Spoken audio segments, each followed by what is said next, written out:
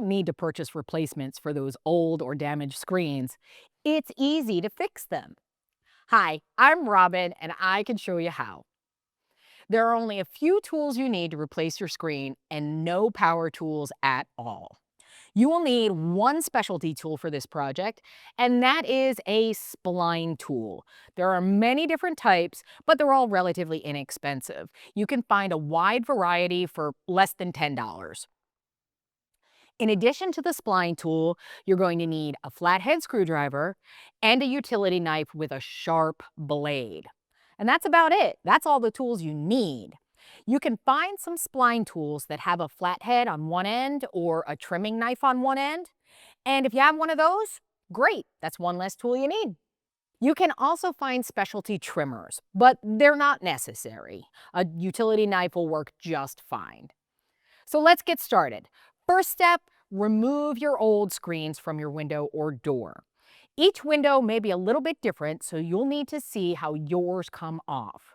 Now you want to check that frame. Make sure that it's still sturdy and intact.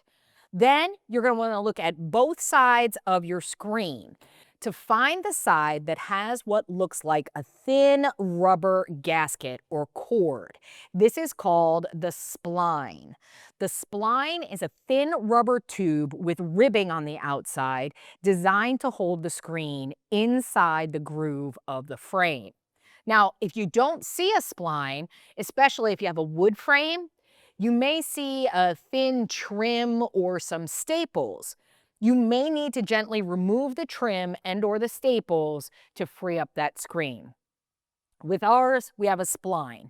So you want to go ahead and lay your screen on a flat, level surface with that spline facing upward. Now, look along the spline to see if you can find the end, the corner where they meet. All right, that's where we're going to start. So I'm going to turn mine around. This is where the spline starts. Now, using a flathead screwdriver or a putty knife, you want to pry up just one end of that spline. You're going to go ahead and just get till you get a nice edge on it. Might need a little bit more, just so you can pull on it. All right, and then you want to carefully pull and remove that spline from all the way around your screen. All right, this spline is the only thing that's holding that screen into place. So once you pull it out, that old screen can just be taken right out. And that's it. That's getting the old screen removed. Now, once that old screen is removed, this is a great opportunity to repair a loose frame if you need to staple it or brads or glue it into shape. Now, this frame is in really good shape. We don't need to do anything with it, but this is also a really good time to go ahead and clean out that groove, okay? Because we're going to put a screen back in there. So you can take a paper towel or a rag and just clean out any gunk that may have accumulated inside that spline groove, okay? Just wipe it down a little bit, keep everything neat. You will need to know what size spline to purchase. So once that old screen is removed, you want to measure the groove on the frame. And this one measures 1/8 of an inch. Now, splines are listed in decimal sizes, which you can find by dividing the fraction. So, for example, our screen measures 1/8 of an inch. You're going to divide the 1 by the 8, and you'll get the decimal of 0.125. So we're going to look for a spline that's labeled 0.125. You can measure a piece that you removed to ensure you get the right size. Now, you may also want to adjust the size if you change the screen type. Speaking of screen type, there are a variety of screens. The most common is fiberglass screening, and this is what you will find in many windows and doors. In older homes, you may find aluminum screens, which are sturdier, but they're not as flexible.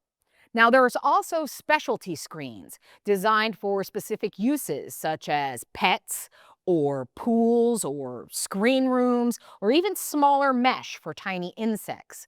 Some of these can be thicker or heavier than a standard fiberglass screen. So if you choose one, you may need a thinner spline to allow enough room for the heavier screen.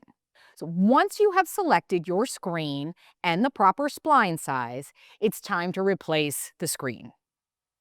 Lay your frame on a flat level surface with the spline groove facing up. You can tape the edges of the frame to the work surface to keep everything flat and prevent the frame from sliding while replacing the screens. So I'm going to go ahead and use painter's tape because if I use something heavier like a duct tape, it might leave a little bit of residue on the screen itself, and I don't want to have to go clean it up afterwards. Painter's tape is plenty sturdy enough just to keep it from sliding around. So go ahead and put it on the two sides here, and that should be enough just to keep it. All we're trying to do is keep it from moving. The important thing with the tape is do remember, keep it away from that spline groove because you're going to be putting your new spline in there. So you need to have it free. All right, next thing we're going to do is we're going to unroll our screen over the frame, leaving at least an inch on all sides. You can cut your screen to make it easier to work with. It's going to make it a lot easier to work with.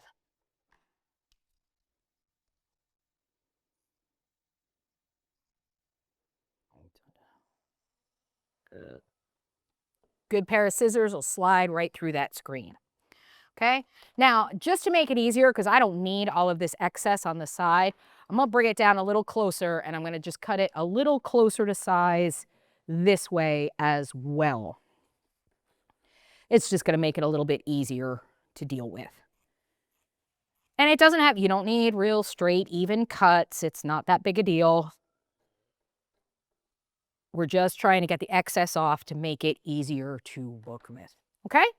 Now, this is obviously way more than an inch on each side, but that's okay. It's always a better idea to leave a little bit more when you're working around those perimeters, especially if you've never done this before. It's just going to give you, we're going to cut off the excess anyway, so it's not going to hurt at all. All right, so you're going to start in a corner, and I'm going to start in this corner right here closest to me. Now, one of the things you could do is you can kind of, there's two sides to a spline tool.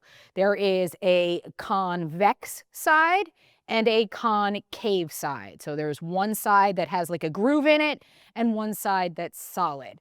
So you can kind of, you know, like kind of push it down a little bit to get the thing started if you want with the convex side, but you don't really need to. Now, since I have plenty of spline here, I just need enough to go around this small screen. And since this is a really weird end right now, I'm just going to go ahead and snip that off so I don't have to deal with that weird little curve that's going on. So I am going to start by putting the spline right in the corner. And I'm going to take the grooved side of my spline tool. And I'm just going to force that spline right in between into that groove so it sandwiches the screen underneath that rubber spline. Okay, so we just kind of want to get it in, just slowly feed it. Now, when you get to the corner, you have a couple of options. You can either cut it and start up the second side, or you can just take your time, right? Force it in. Give yourself a little bit of slack around the corner and turn the corner and keep a continual piece, okay? So you may want to use the other side just to get it in there. You could also use your flathead screwdriver just to make sure that that spline hits all the way into that corner. Now, I personally like to use a continual piece because that way I don't have to worry about it. It kind of sticks a little bit better. So just force it down into that groove, make your turn. Now, this is where it kind of gets important. You want to make sure you're pulling your screen tight as you do this. So as I'm feeding my spline, I want to make sure I'm getting out wrinkles. Now, if I accidentally The beautiful thing about this is if I don't pull it tight enough, if I'm starting to work on it and I don't really like how it is pulling, I don't think it's tight enough, I can go ahead and remove part of that spline, re-pull my screen, and then put it back in. Okay. So that's the hardest part about doing a screen, is making sure that you're going to keep some decent tension on it the whole way around. And that's also why it's really convenient to leave extra around the perimeter, because then you can get a really nice pull on that extra screen to kind of keep it taut as you're doing it. And then we come up to our next corner. Okay, and then you bring it all the way back to the corner that you started in. Right, now once you get back to this corner where you started, right, you just want to make sure it's nice and tight. Right, get back to that corner, and all you have to do, you can use your utility knife or a pair of scissors and just cut that spline. Right, use your tool to force the end back in. Now, what I like to do is I like to kind of just go over it one more time, just to really drive it deep. So the first time I put it in, it kind of holds everything. You get the idea of what size you need. And then I go back over it with my spline tool real hard. You want it in nice and tight all the way around. Almost there. Okay. So now it's in nice and tight. The final step is we're going to use that utility knife with the sharp blade to carefully trim the excess screen so it's even with that top of the frame. Now, what I like to do, especially if I'm starting off with something large like this, it really makes it easier if I just cut in the corners, right? So then I have 4 distinct sides. So I will just kind of cut into the corner just to make it a little easier to work with around the corners. Again, this is way more excess than you need, but especially when you're doing this for the first time, it's better to have more than less. So now I'm going to take my utility knife and I'm just going to run it right above the spline at the top of the screen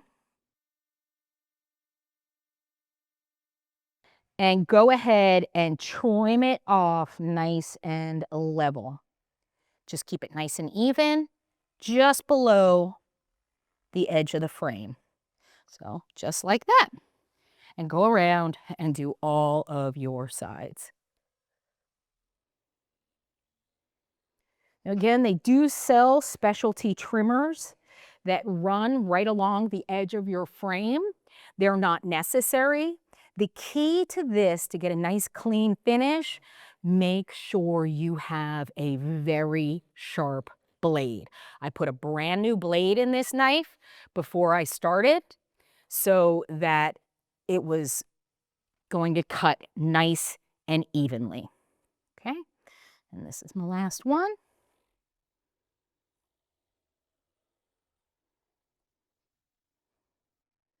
There you go, just trim up any edges that might be caught. A little excess in this corner. All right, a little corner I want cut. There you go. All right, now once that excess is trimmed off, that's it, you're done. It's as easy as that. You have gone ahead and replaced your torn screen. Now, you can download our resource guide for more information. And if you have additional questions, you can always email us at workshopslive@homedepot.com. You can check out all of our workshops on homedepot.com/workshops. With some simple tools and a little know-how, you can keep your home in tip-top shape with the help of the Home Depot.